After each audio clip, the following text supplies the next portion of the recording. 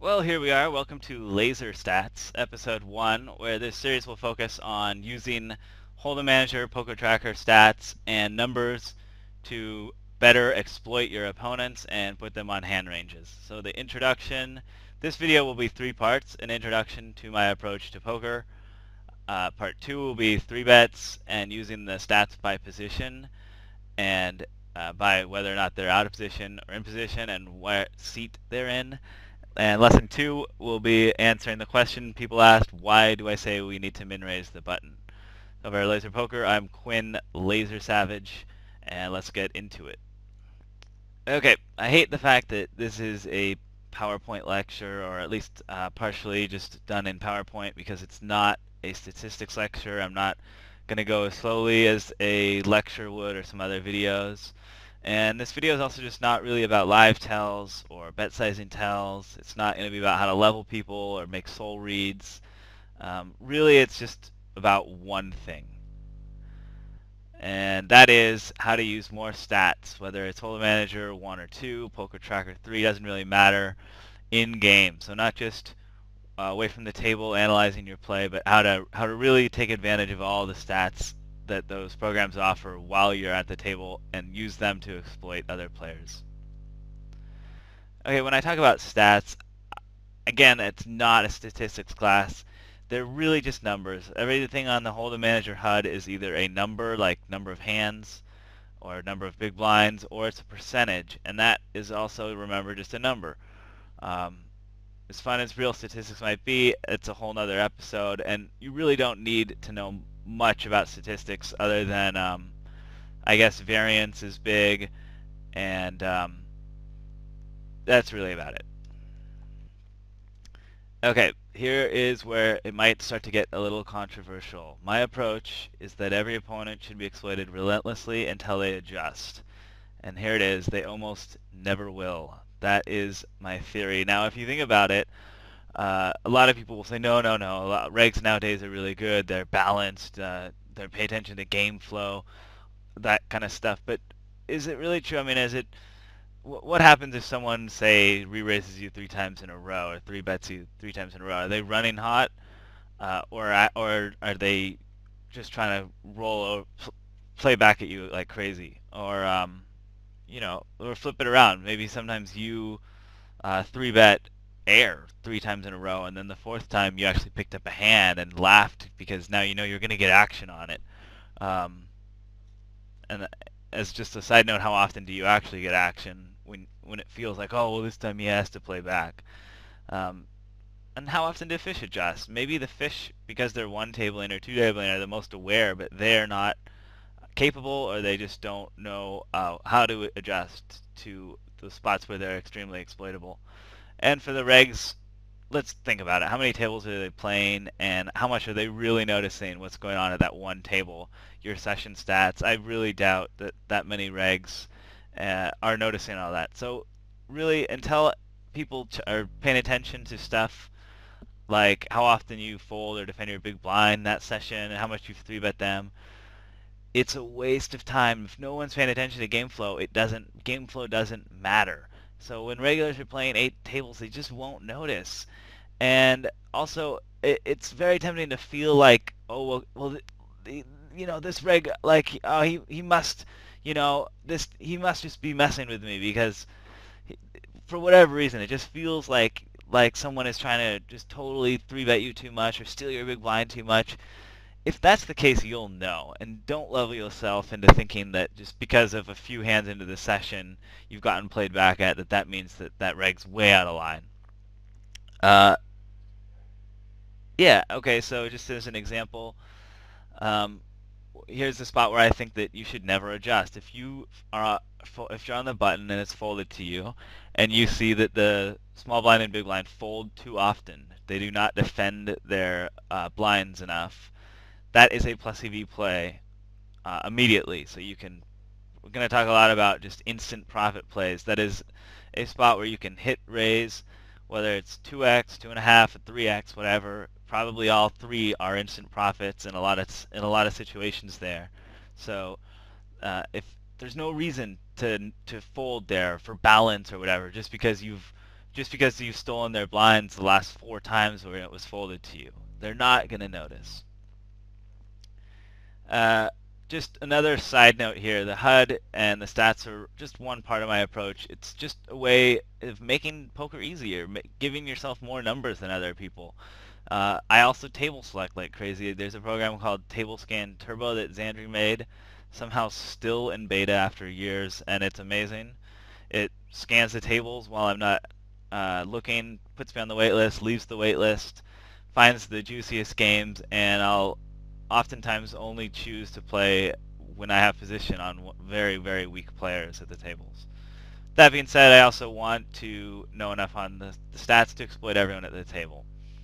I also use a lot of betting programs, auto hotkey scripts, game pads to just minimize the amount of time I'm clicking around, manipulating the bet size, and it just gives you more time to really think about the hand, think about the action, think about what the stats mean in that hand. So table layouts, things like that. And I don't want to get into a big thing about hand histories and whether or not you should pay for hand histories or the ethics behind it, but do yourself a favor, invest in finding out who the fish are, get a nice list of fish, and how the regulars play. And on Party Poker, at least, that can be done completely legally. There's a program called FPHG that will record the hand histories, and as long as you're active at the table watching, it'll write observed hand histories to the disk. Alright, this motorcycle was just a stock image on PowerPoint, and I thought it looked cool. So this is lesson 1, and it's the 3-bet stats by position. So again, finding those instant profit spots where we can 3-bet, re-steal on people. The overall theme to the way I approach stats is you want to get as specific as possible. So instead of looking at, for example, just the generic steal percentage, which would average out the button and cutoff opens, look at how often that player actually opens on the button. Tries to steal exactly on the button. And if you apply that to 3-bets, it's no longer good enough to just look at the overall 3-bet and fold a 3-bet because it changes so much based on the positions involved. And luckily, HoldemManager has those stats available. You just need to make a custom HUD to show you exactly all these spots. So this is the one that I made. That's the 3-bet pop-up. I will just go over it pretty quickly here. The first line is 3-bet. And this is just all the times that they 3-bet in these spots of our sample. So if you look at the overall 3-bet percent, it would just be an average of these numbers out based on how many hands are on each number. Under that, F2 is fold to 3-bet. So how often they fold to a 3-bet from the small blind. So that would be how often they open the small blind and then fold. Or I guess call and then fold when someone squeezes, fold the 3-bet on the button, cut off, and now IP stands for in position. So the button actually is, you're always in position, so it's the same number. So, but then we can see that when the 3-bet is coming from in position. So in other words, when this guy is out of position, let's say he's in the cutoff and the button 3-bets. That's what this number is. So this is specifically when he opens the cutoff or he V-pips the cutoff and the button 3-bets. Same as middle position, early position. This one I don't use as often, but it's versus an open. So versus an open in the small blind, this guy will 3-bet 16% out of the big blind, blah, blah, blah, blah. And the same number in position. Again, these two lines are the least that I use often. SQ is squeeze, so this is just squeeze percentages by each seat, and this is open 4-bet. So overall, just also known as a cold 4-bet. Anyway, that's the HUD. Okay, here is a case study. We'll call him Scared Maniac, and he messaged me saying he was no longer on party. His backers were pulling him out because he wasn't winning, and I was feeling generous, so I said, okay, well, what's your screen name? And I looked up the HUD. All I did is pop up his generic, just the main default pop-up, and I looked at his custom 3-bet pop-up. And this, by the way, is what my HUD looks like on the table, and these are the numbers for it, just to give you an idea. Later on in videos, I'll use that, and I'll have the link to download it. So I just looked at these numbers, and I came up with the following reads in about 5 minutes just on Skype. And so the next slides are the analysis that I came up with, just a little bit modified. I cleaned up the chat.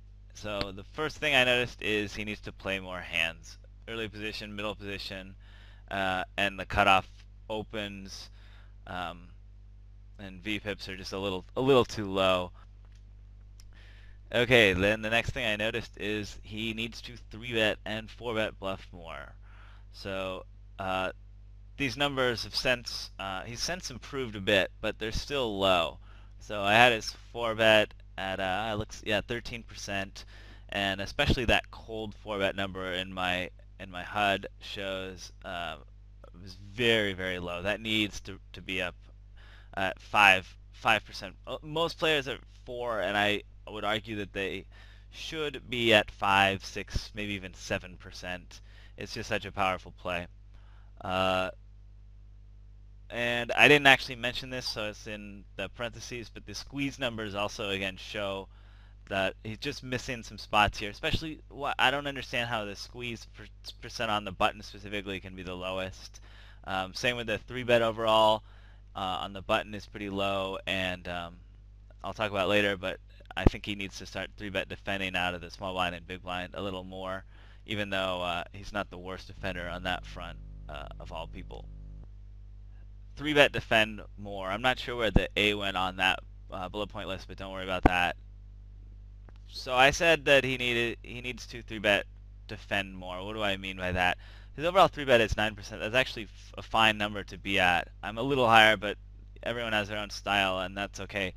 The weird part is when you look at where those 3-bets are coming from, because his button 3-bet is 8%, small blind and big blind are at 10, and versus steal, so versus button and cutoff open, that only goes up to 13 and 12% respectively.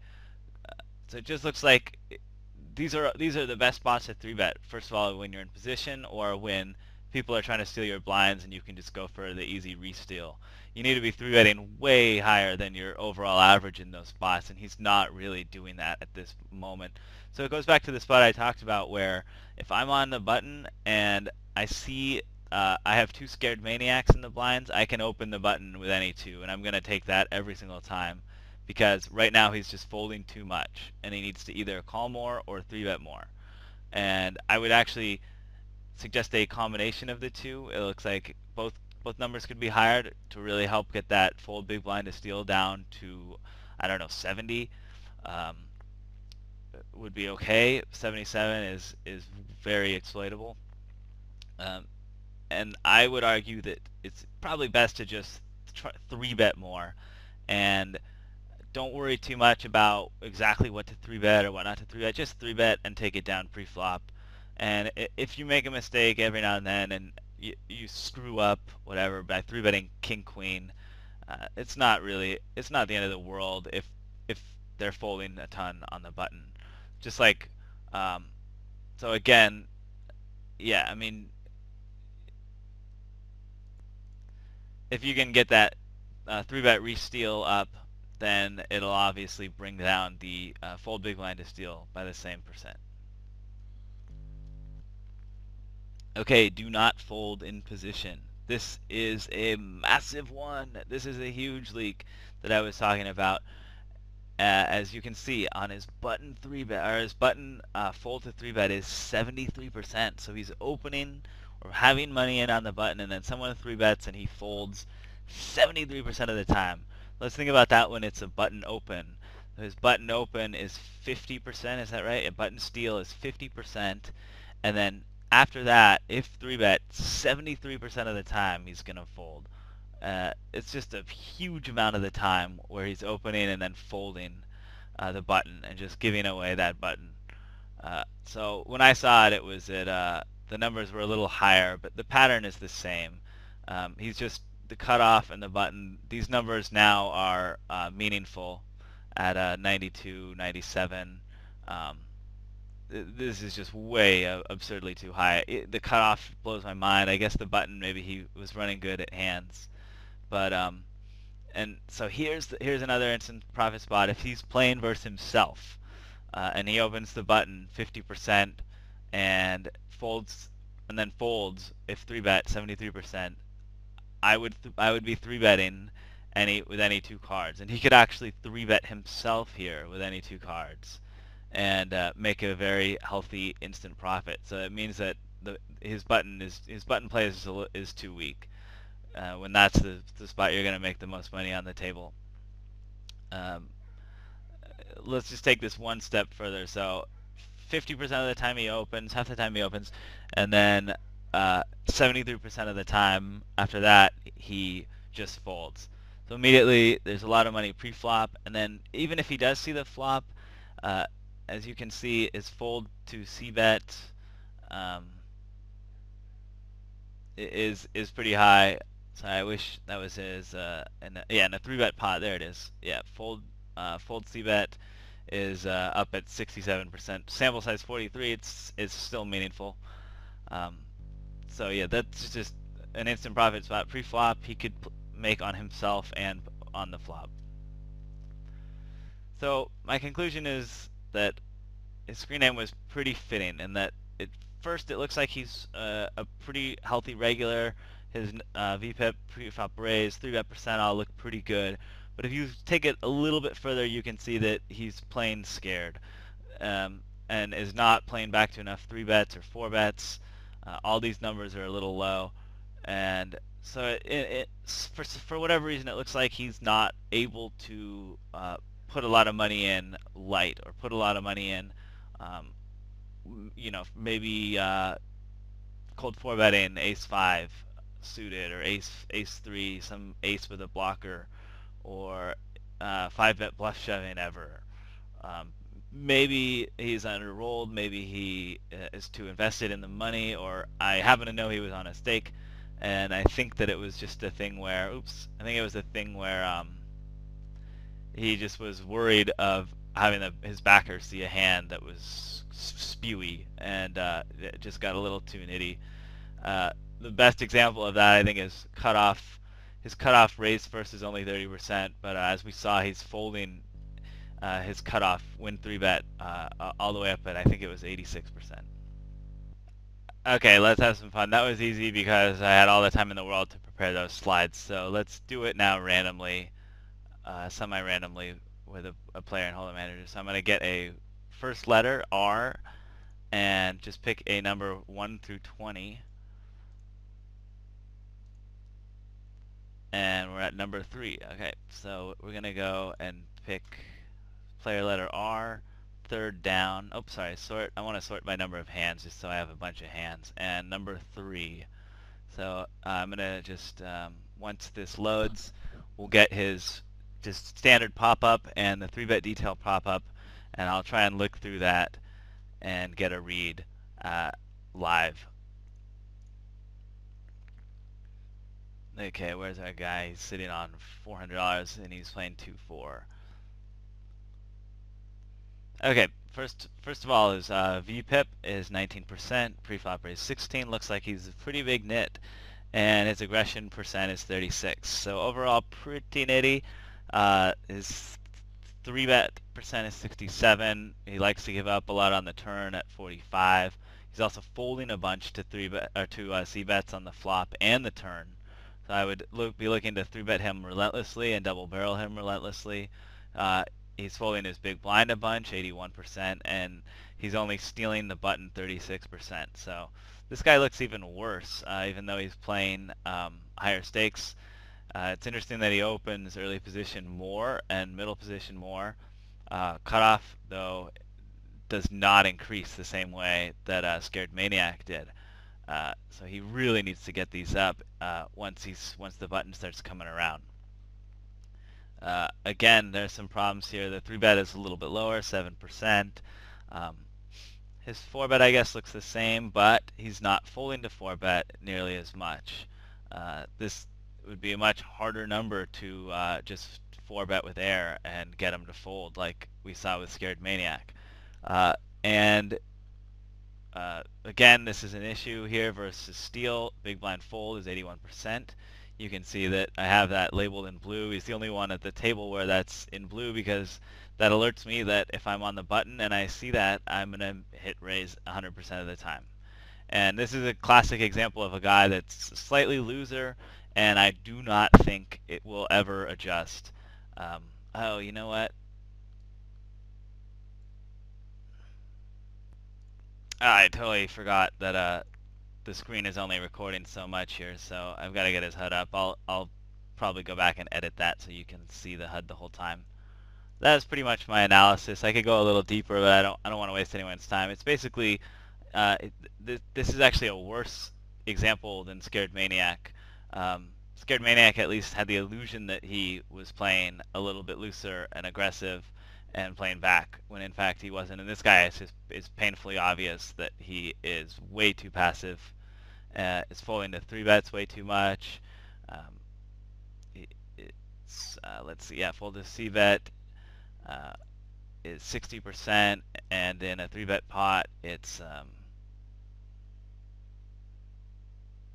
is 74%, just way too high. Those numbers are way too high.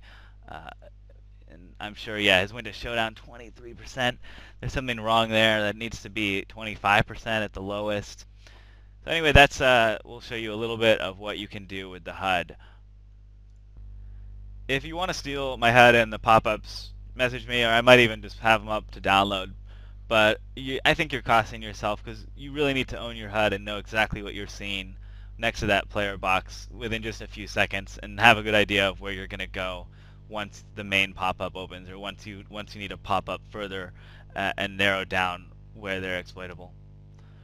Alright, if you ask yourself, how am I backing up all these wild percentage claims that I threw out there during this video, that's a great question. And the answer is half I just pulled them out of my ass, and half they're based on the pot odds we're laying ourselves. Kind of when I was talking about opening, when you can open the button with any two cards, looking at based on how often the small blind and big blind fold. That's based mostly on the pot odds that we're laying. And so people were asking, why min raise the button? That's lesson 2. And it's based on the pot odds. It's also just based on the fact that we have the button. We want to play as many hands as possible, and the best way to do that is to be able to raise and steal as many times as possible. So I guess let's talk about this first. This is just a don't get too scared. This is just a list I made, and let's focus on button steal and full pot c-bet. So this just shows that how much you're betting, how much you stand to win, and then the pot odds that you're giving yourself on that bet. So the obvious one is if you're betting $1 to win $1, that needs to work half the time. If you are stealing the button and you're putting in 2 bets as a min raise to steal the small blind, which is half, and the big blind 1 bet, that needs to work 57% of the time. So that's just it's pretty obvious. There's the math behind it. You can do it yourself. Just it's the bet, how much you're betting divided by the sum of the final pot. And the thing is, if this goes up now, 2.5, now they both need to fold 62.5% of the time for it to be instantly profitable. If we 3x, it goes up to 2/3. So you're going to let yourself play the most number of hands on the button by making it the smallest. And if you're concerned about the pot size because you're in position, you want to play big pots in position, the nice thing about being in position is you can control the pot size the most. So it's okay that the flop starts out a little bit smaller if someone just defends. I guess this really hit me. I was sweating a friend that made Supernova Elite and had to play the WCOOP main event 5K, but he was a short stacker. And so I was sweating him in the first few rounds, and they were 400 deep. He was in the small blind or big blind and the button min raise, and this was a couple of years ago before it has become very prevalent. And it blew my mind because my friend asked, how do I play back against this? And it took me about 20 minutes of thinking about it, and the answer was you don't. It doesn't matter how deep you are. If you're 20 big blinds deep or 400 big blinds deep, it's really hard to do anything to that min raise, because if you're 400 big blinds deep, for example, and you 3-bet him, then he can just call and he's in position for the rest of the hand. So just to take that one step further, it makes the 3-bet less powerful. So if you min raise and that gives your opponents the chance to 3-bet, that makes the 3-bet that they are putting in less desirable because the pot is smaller. If you then 4-bet, you can now 4-bet say 20%, 19% even now, certainly under 25% of your stack, and you're actually laying yourself pretty nice pot odds. I guess we'll go back. Oh, sorry. Let's look at the number here. So if you 4-bet to 17.5 big blinds, 17.5% each stack, you need to get a fold. There's 56% of the time, or they need to fold 56% of the time. If you make it 22.5, they need to fold 62.5% of the time. And so that's actually a pretty nice play. And now, if there's only so many big blinds in the pot, that makes their counterplay, the 5-bet bluff shove, 100 big blinds deep, less desirable because now they're risking a lot more to win a smaller pot when they have to shove. And anything but either shoving or folding to that 4-bet is pretty awkward and pretty tough to make it anything but minus EV. Yeah, we saw that already. I think we saw that already. If this will ever load. Just a final thought. I didn't go into sample size. A couple of people asked, well, how many hands is enough? Really, basically, for most stats, if you have even 50 hands, things like VPIP and PFR are going to start to get close enough where you can infer something. This is not an election. This is not a survey or something we need to have 95% accurate. It's poker, and everything is information. So I would err on the side of using the stats more than less. At least use all the stats you have on the player. I'm not talking about session stats. I just mean all the hands that you have. And then the one thing is if a percent is very low, for example, their cold 4-bet is 1 or 2%, you're gonna have to wait a little bit longer for that stat to have value. If it's a 1 in a million, it's probably pretty meaningless because who knows what happened that 1 in a million times. And if the same thing is happening again, if we can use that history on the current hand is questionable.